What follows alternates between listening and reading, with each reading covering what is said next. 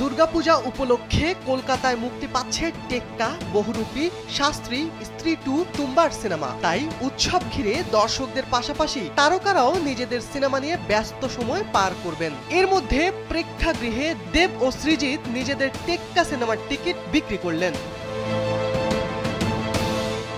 Tollywood ইন্ডাস্ট্রিতে অনেক দিন ধরেই নতুন সিনেমা মুক্তি পেলেও খুব একটা সুবিধা করতে পারছে না। এর আগে সৃজিতের পদাতিক সিনেমাটি বক্স অফিসে মুখ থুবড়ে পড়ে। সেই ব্যর্থতা ঘোচাতে এবার নিজেদের সিনেমার টিকিট বিক্রি করলেন টলিউডের এই দুই তারকা। 250-টিরও বেশি ডিজাইন অপশন নিয়ে ওয়ালটন স্মার্ট ফ্রিজ, বোঝে আপনার প্রয়োজন।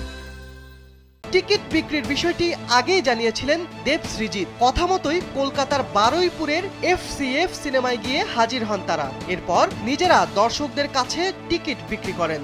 কখনো দেব, কখনো সৃজিত নিজের হাতে টিকিট বিক্রি করেন। বাদ দেননি অটোগ্রাফ দেওয়াও, সেলফিও তোলেন তারা, যা অনেক ভক্ত আবার ভিডিও করে নিয়ে যায়। সেই দৃশ্য সামাজিক যোগাযোগ মাধ্যমে এখন ভাইরাল।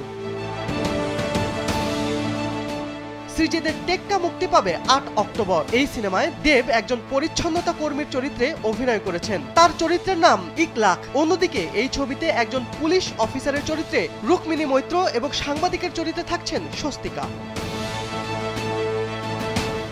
বিনোদন ডেস্ক, কালবেলা।